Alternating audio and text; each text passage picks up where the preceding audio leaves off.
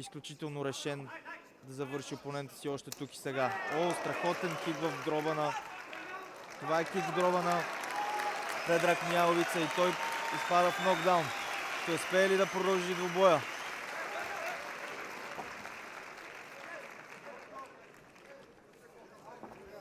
Сега лекарското лице се нахува на ринга, искаше да се намеси. Не знам как би помогнал на Предраг Мияловица в този случай. Наистина един такъв удар може да наруши ритъма на всеки един боец. Притока на кислород към мозъка му и той да стане много по-бавен. Ето виждаме сега Огнян Мирчев като акула надушила кръв във водата. Започва да атакува опонента си. Това е втори нокдаун. Страхотен хайкик на Огнян Мирчев. Какво начало на кикбокс двубоите тук в Двореца на културата и спорта във Варна. Това момче наистина показва защо е 9 пъти шампион на България. Дей кога да такова Севдалин Славов.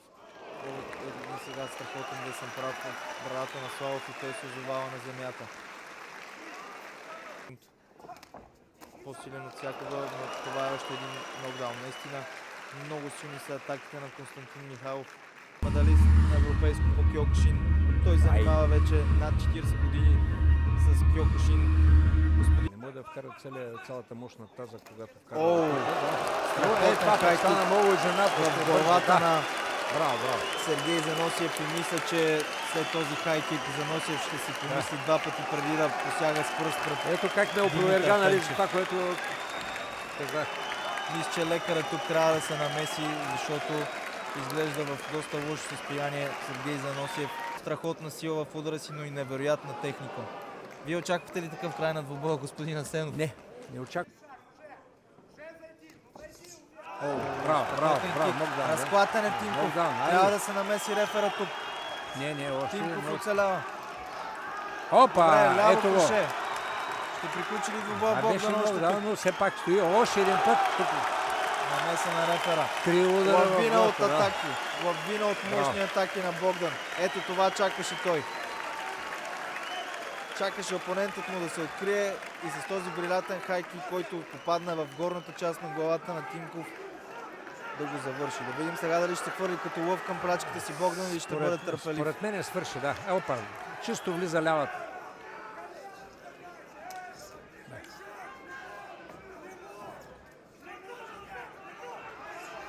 Опит за коляно дясно коше и това ще бъде край на двубоя. Дясното коше в брадичката реши. Много хубави кошета, като професионален боксер ги изпълнява Богдан. Може би това ще бъде краят на двубоя и още един нокаут за България. Наистина, тук трябва да са на тежките удари на Богдан Шумаров.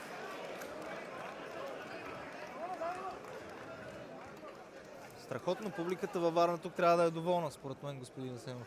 Браво, много страхотни ръце, страхотни кошета. Отнесе го. Тя публиката наистина е във възторг. Ще изчаква, ще поеме някой друг удар, защото за него ударите в тялото не са толкова проблемни. Ето сега той взе центъра на ринга. Да, с много силни удари. Видяхме с левия крак Маваше Гери му изкара черния дроб и се чуи среща. Малко 20 секунди този двубой приключи, уважаеми зрители на живо предаване на Боец БГ.